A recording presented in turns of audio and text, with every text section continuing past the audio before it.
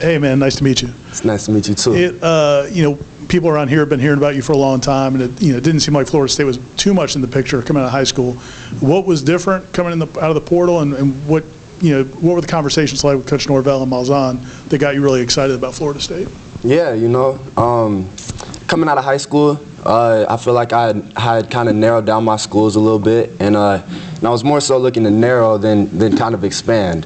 And just with all the moving parts coming out of high school, I went a separate way. But then, once I entered the portal, being able to speak to Coach Norvell, speak to Coach Malzahn, just feel the excitement that they had, that meant a lot. All right, next will be Jordan, third row on your left.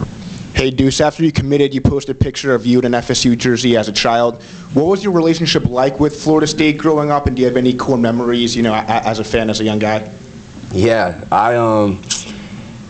Florida State's always been a very special place to me. Growing up, my pops went to Florida State, my mom went to Florida. It was always a fun rivalry. Me and all my brothers were Florida State fans, so my mom got the short end of the stick with that. But one of my first, earliest memories I remember was when we watched the national championship game with Jameis playing Coach Malzahn, actually. And I just remember we were able to stay up late. It was a school night, and we were able to stay up late, watch the end of that game, and it came down to the wire. But we ended up taking the dub. And I just remember my pops lifting me up over his head and putting me on his shoulder after we won. And that's one of my fondest memories growing up. And I think ever since then I've always held a special place. And now that I'm able to be a Seminole, hopefully recreate a lot of those memories. All right, next will be Aslan on the back right. You mentioned how things are a little bit different the second time around and being recruited, and you guys have all these different reasons for why you pick schools, but you talked about kind of maybe feeling wanted, I guess. How important is it to feel wanted in the recruiting process? How much of that did you feel this time around, and what did the staff do to make you feel that? Yeah, I think everyone, it's in our human nature to want to feel wanted, you know what I mean? And I think it's important to for you to be able to feel that, because you don't want to go somewhere where the coaches might be half in, half out on you, or want the best for you, but aren't going to give you all they have to get the best out of you, right? And I think that was one of the major differences with Coach Norvell, was you can really tell, and just from being able to speak to some of his former players. I have a good relationship with Johnny Wilson, and just being able to text him and ask him about what his experience was like, and he told me, Coach Norvell is going to push you every single day to get the best out of you, because he knows that your success means his success, right? And it's vice versa, and his success is going to mean your success. And so he really strives for the best for his guys, and he truly loves his guys. And it's funny because you can tell. Actually, Michael was saying it earlier, but his talk isn't just recruiting talk, and I could really tell that when I was on my visit here. We went over to his house. We did just to hang out with him and his family. His daughter Mila, exactly like him. She is the loudest. She can talk for literally, if you don't stop her, she can talk for 5 hours straight. And you can tell she gets that from Coach Norvell, right? She's just super positive, super energetic all the time. And that's someone I want to play for. That's someone I want to be around. That's someone I want to be coached by. So it meant a lot. All right, we'll go back to Ira. You're right. 2 questions. Can your pop still lift you over his head? So, I think he's in pretty good shape. I'm not sure if he's got that in the bag anymore, though. I'm not gonna lie. But then, just having him as he's a performance coach, as a father, and a guy who played at such high levels. How much of your drive comes from the way he drove you, and how much of that is, do you just bring it to yourself? Yeah, I mean, I'm extremely blessed to have two. To have two, parents who were student athletes who went through this, and I think growing up, right? So he played football and baseball here too, right? And I think just growing up, I saw him, or I heard stories about him and what he did. And when you're little, you don't want to hear anything about how great your father was, because in your mind he's just an old man, right? and you should be able to do everything he does. And so I think my goal was always just to follow in his footsteps and try to be better than him. And I think that was one of my motivating factors. And then, you know, having him alongside there to push me to be that and want to see me be better than him and strive the best for me. You know, I think a lot of my motivation comes from him, and then having my mom, you know, every step of the way being supportive and not only, you know, not only being okay with the long nights it took, or when me and my pops told her we were going to be working out for an hour, and then we show up 3 hours later, and she's pushing for that. You know what I mean? She's not only going to be okay with it, but she's encouraging us to do that. And I think, you know, just having that support system, that foundation, really helped to elevate me to where I am today, and hopefully, you know, take me a lot further. All right, we'll come to Chris, front row on your left. Hey, Duce, talk about your love for baseball. Is that something you intend to try to do down the line? And if not, why did you give it up? Yeah, absolutely. I love baseball. Baseball was actually my first love. You know, I grew up in Dallas when the Rangers went to back-to-back World Series, and those were some of my earliest sports memories too. You know, just like when Florida State won the Natty.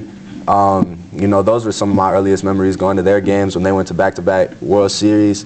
And yeah, I love baseball. I grew up playing, and I would love to continue playing. You know, this past summer I played out in California, and I absolutely loved it. I played for the Compton Barons for Coach KT, Coach Kenny, and it was great. And so I would love to continue to play baseball if that's where the road leads me. And yeah, we'll see what ends up happening.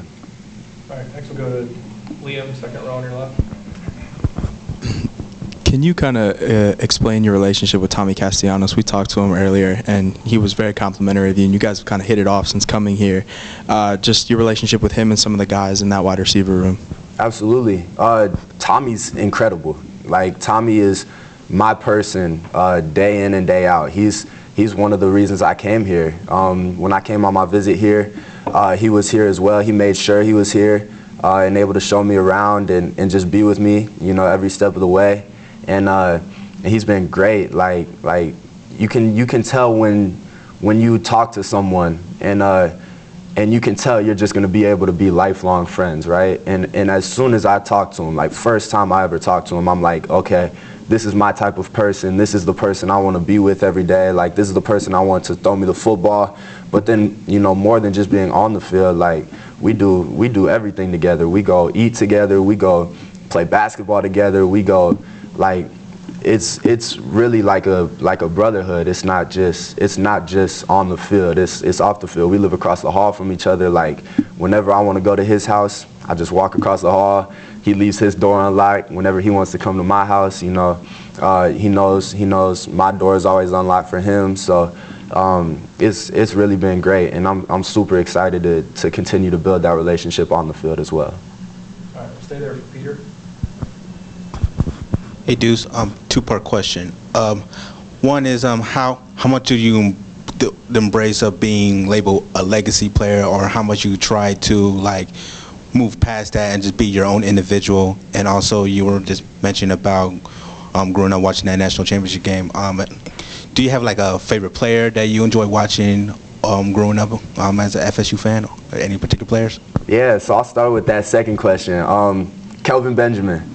I absolutely loved Kelvin Benjamin. He was a big receiver too, and he was electric in college. And so, you know, just I think that's one of the reasons I wanted to be a receiver in the first place. And I tried to, you know, model my game because I knew I was going to be big from the time I was very young.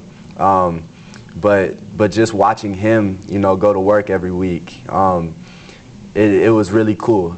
And then in terms of the legacy, I think it's awesome, and I want to embrace that, right? To be able to, you know, be Dominic Robinson's son, and you know, when I came on my visit, it was his first time being back in Tallahassee for like 10 years or something, and it was just really cool to have him see him be back at his home. You know what I mean? Like, see him come back to Tallahassee, and he knew all the places and he knew all the streets, and he's telling me and my mom, oh, this is where I was when I did this is where I was when I did that. Like, that's super cool. But then I think it's also important for me to try to carve out my own legacy. You know what I mean? Like, I think it's really cool to be Dominic Robinson's son, but I'm also trying to be Duce Robinson. You know, I don't want to just be, and I think that's really important, and I'm really excited for the opportunity to be able to do that this season and try to build my own name.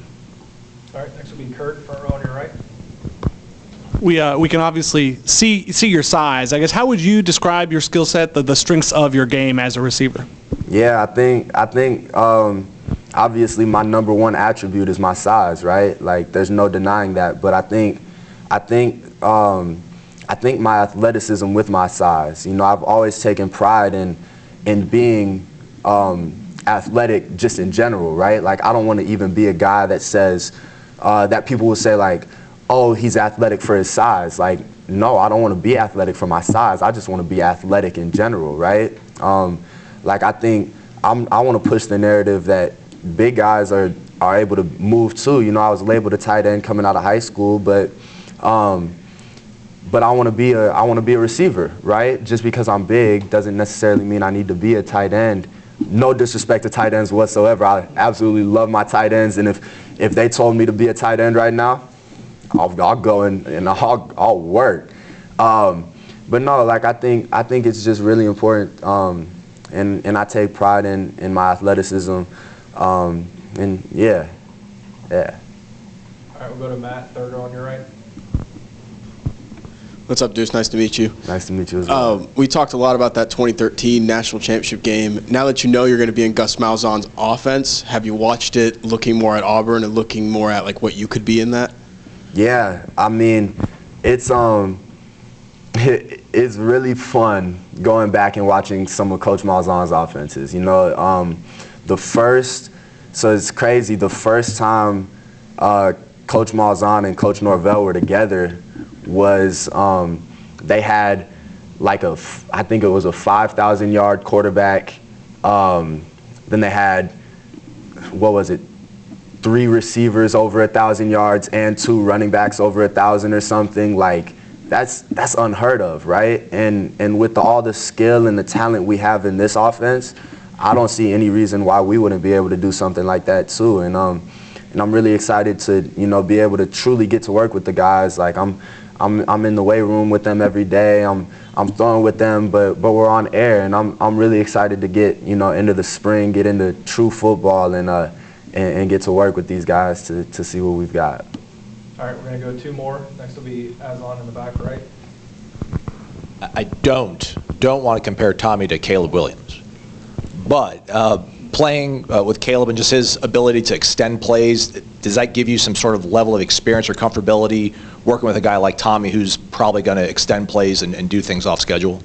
Yeah, I think, you know, they're both extremely special players, right? Like, you don't find guys with their level of talent, their ability to extend plays, like, they're not going to get sacked, right? They're guys who they're magicians. And so I think being able to work and practice with a guy like Caleb every single day for my freshman year definitely makes it a little more comfortable. I mean, scramble drill was a staple of practices at SC, and I'm assuming it'll probably be a staple of practices here, just because of the level of talent that Tommy has and his ability to make plays out of nothing. And so yeah, I think it offers a very exciting and unique possibility for a lot of, like, unknown yards, and I'm really excited to see what's going to happen. All right, we'll end with Ira, second row on your right. Sorry, we'll end with Corey, second row on your right. I just assumed when you rose your hand it was for you, and I forgot that it's. What Warchant's own Dominic Robinson, how much different was he this time around in maybe giving you advice, maybe pushing you in a different direction than he was out of high school? Was it the same dad? Did he have different advice for you coming out of high school than he did after 2 years at USC? And then second, 2-part real quick. What are you better at now? What do you think you'll be better at now or in August than you were this time last year? Like what do you think you'll still improve on, and how much better can you be?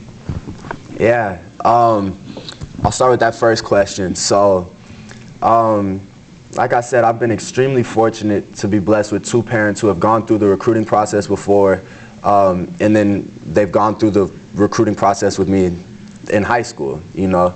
And out of high school, I think both times were actually pretty similar. The only thing was this time I was trying to be done with my recruiting process, right? But it all comes down to they just want me to be happy. Like their biggest thing for me is just pushing for me to find the place where I'm going to walk off the field with a smile on my face every day. And every Saturday I'm gonna come hug my mom and I'm gonna be grinning ear to ear, right? And they just want me to find the place that will most accurately represent that. So they're excuse me, they're gonna do everything in their power, do their due diligence, talk to anyone they need to talk to, and get all the information they needed to help us make that right decision. And it just so happened that Florida State was that place for us, which is really cool because my pops did go here. And in terms of, you know, what I think I'll improve on this off season, I think my main focus is to become as technically sound as possible. Like I think I've shown that I have natural ability, and I think I've shown that I've, you know, been a very I've had pretty good technique, but I think if like one of my goals this offseason is to really hone in on that technique and become as technically sound, as fundamentally sound of a receiver as I can possibly be. And hopefully, you know, come August when we walk out there, you'll see a really good, really polished receiver. All right. Thanks, Duce. I appreciate you guys. Thank you guys. Y'all have a great day. You too.